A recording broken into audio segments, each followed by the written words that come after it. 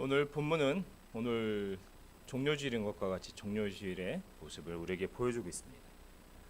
오늘부터 시작된 예수님의 마지막 한 주간은 바로 종료주일 예루살렘의 왕으로 입성하시고 또한 주중에 바로 제자들에게 마지막 당부들을 하시며 또 그 속에서 마지막 만찬을 베푸시고 그 속에서 세족식을 통해서 성김의 도리를 알려주시고 또한 그 중에서 고난당하시며 십자가의 길로 향하여 굳건하게 걸어가셨습니다.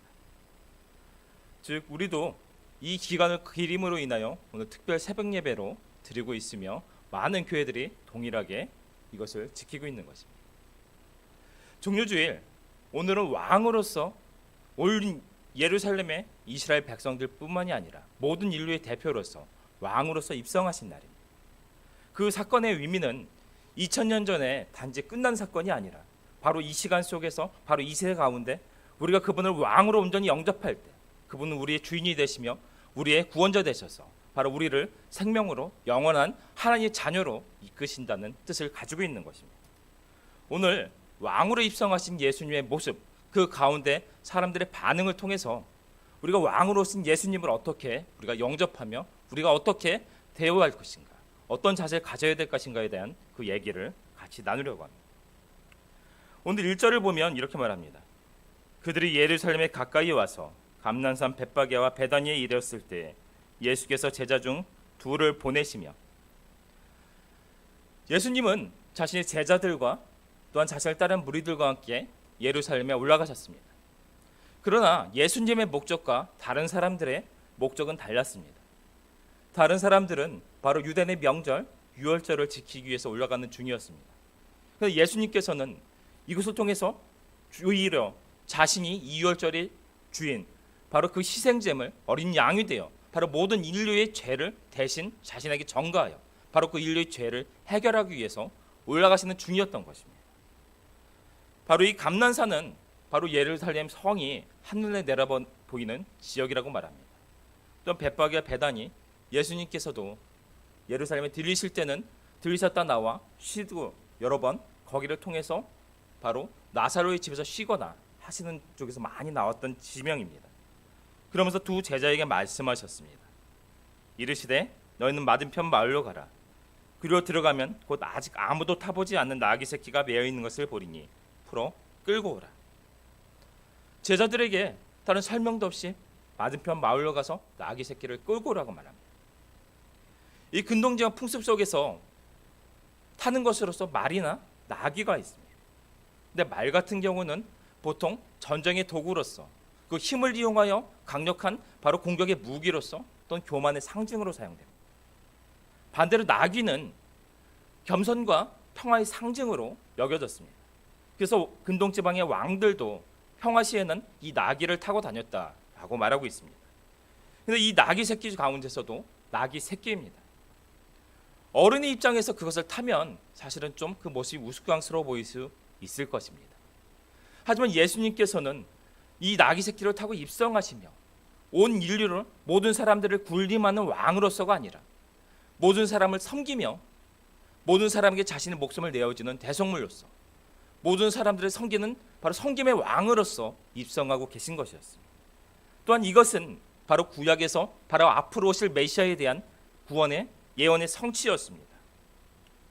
스가랴 9장 9절을 보면 이렇게 말합니다. 시온에 따라 크게 기뻐할지어다. 예루살렘에 따라 즐거이 부를지어다. 보라 내 왕이 내게 임하시나니 그는 공의로우시며 구원을 베푸시며 겸손하여서 나귀를 타시나니 나귀의 작은 것 곧 나귀 새끼니라.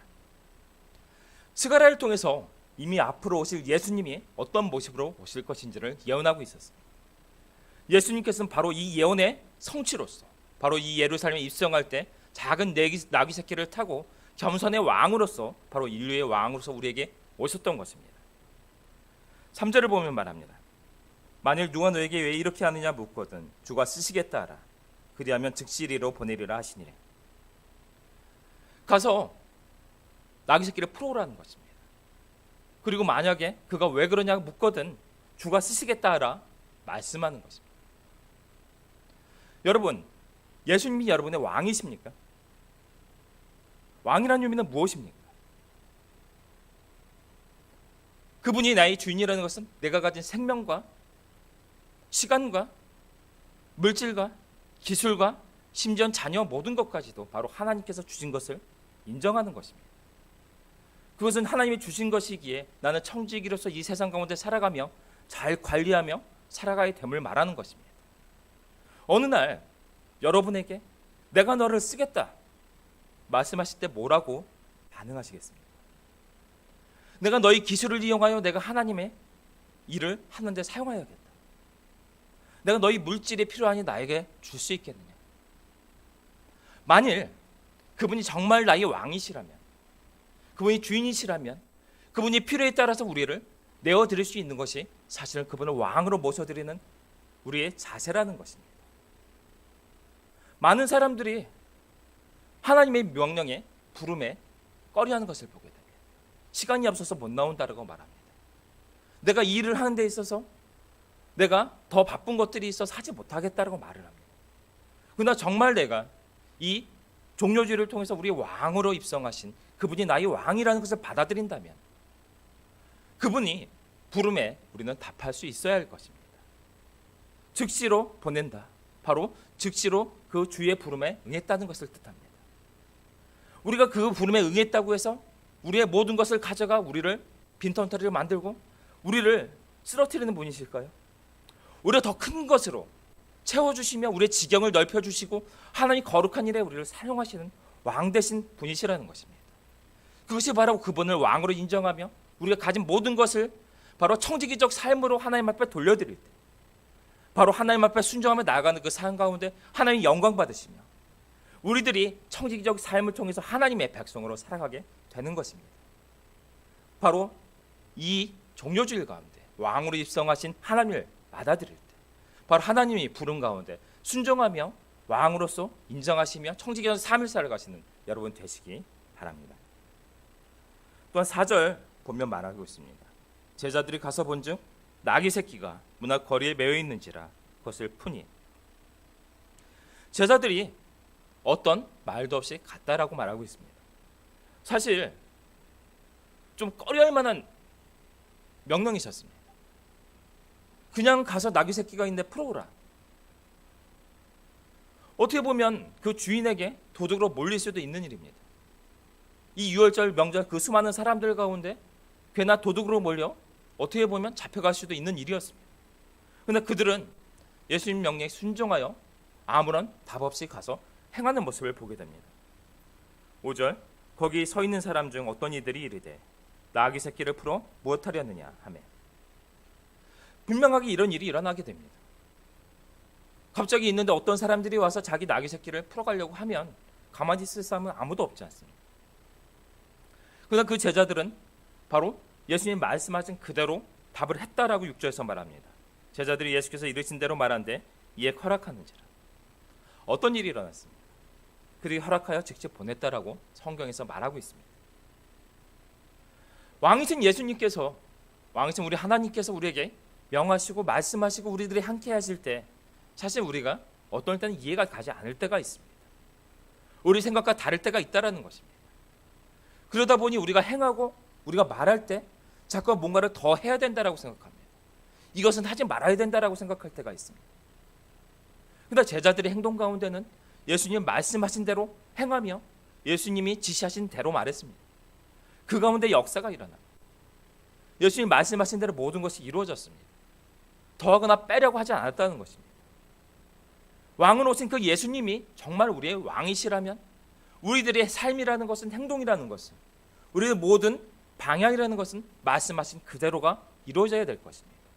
그것이 바로 우리 왕으로 입성하신 예수님을 우리 주인으로 왕으로서 받아들이는 삶의 자세일 것입니다. 또한 7절 나귀 새끼를 예수께로 끌고 와서 자기들의 겉옷을 그 위에 얹어 놓음에 예수께서 타시니 많은 사람들은 자기들의 겉옷을 다른 이들은 들에서 맨 나뭇가지를 길에 펴며라고 말하고 있습니다. 그 시대에 겉옷이라는 것은 네모진 천 조각이었습니다. 모두 비슷하게 생긴 옷이었기 때문에 구별이 되지 않는데 네 구탱이에 술을 달고 성경 말씀이 적혀있는 술을 달았다고 합니다. 각자마다 다른 독특한 문양의 술을 달았기 때문에 그것은 그 사람의 상징과 같았습니다. 임금 도장의 역할을 했다라고도 이야기합니다. 성경에서 보면 바로 그 겉옷을 담보 잡힌다는 것은 그 사람의 신분을 담보 잡힌다는 것과 같습니다. 그것을 내려놓아 깔고 바닥에 깐다라는 것은 자신을 바로 자신의 인격을 자신을 하나님 앞에 존경을 올려드린다는 의미를 갖습니다. 바로 우리가 왕으로 오신 예수님께 바로 우리 자신 전인격을 하나님 앞에 올려드리며 경배에 올려드려야 됨을 말하고 있습니다. 9절 10절에서 이렇게 말합니다. 앞에서 가고 뒤에서 따르는 자들이 소리 지르되 호산나 찬송하리로다. 주의 이름으로 오시는 이여. 모든 사람들의 사실은 난리가 났습니다. 나뭇가지, 종려나뭇가지를 까는 것들, 바로 유월절 가운데서 그들은 호산나하며 종려가지를 흔들며 바로 메시아, 하나님께서 약속하신 그 메시아가 이 땅에 오기를 간절히 바랬던 민족입니다. 예수님이 왕으로 입성하시는 그 과정 가운데 모든 사람들이 나와 종려장을 흔들며 가지를 깔고 자기 겉옷을 그 바닥에 깔아놓으며 예수님을 환영하고 있는 것입니다. 호산나, 주여 이제 구원하여 주시옵소서.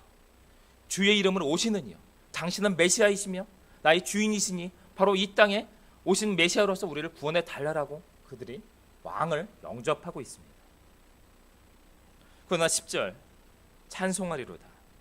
오늘 우리 조상 다윗의 나라여 가장 높은 곳에서 호산나 하더라. 이들이 바라고 보고 있는 메시아의 모습입니다. 우리 조상 다윗의 나라가 오고 있다는 것입니다.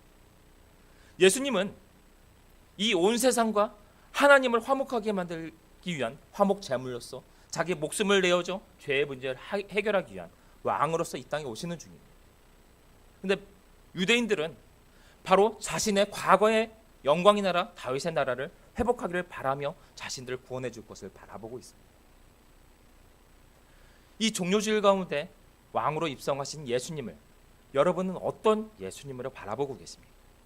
우리의 필요를 채워주기 위한 분, 우리의 기도를 들어 응답하여 우리 문제를 해결해 주실 분, 아니면 우리의 모든 죄의 문제를 해결하여 바로 우리 죄의 문제를 해결하여 우리가 죽음에서 생명으로 옮겨지며 바로 하나님의 자녀로 회복되는 바로 하나님께서 보내신 그 명령, 그 모든 사명을 감당해 오셨던 그 예수님을 그분으로 바라보고 계십니다. 이 세상 가운데 신앙을 가진 많은 사람들이 사실은 자신의 필요에 따라서 우리 주님을 영접합니다. 우리의 문제 해결되기를 바랍니다. 물론 우리 삶 속에 하나님이 주시는 그런 삶의 축복이 존재합니다. 하지만 그것에 앞서 우리가 그분이 왕이신 이유는 우리 주인이신 이유는 바로 우리 죄의 문제를 해결하여 하나님과 화목을 이루게 하고 바로 이 고난을 통해 부활을 통해서 우리의 생명의 주인이 되신 예수님 바로 그분이시기 때문입니다. 그분이 길이요 진리요 생명 되심으로 그분을 통하여만 우리가 하나님께 갈 수 있으며 생명을 얻을 수 있음을 알기 때문에 그분이 바로 우리의 왕이 되십니다. 이 종려주의를 통해서 예수님께서 우리에게 오셨던 바로 그 뜻과 우리를 위하여 고난당하신 모든 이 삶을 돌아보며 바로 왕으로서 오신 그 예수님 온전하게 영접할 수 있는 바로 오늘 종려주일과 고난주간 되실 수 있기를 바로 예수님의 이름으로 축원합니다. 기도하시겠습니다.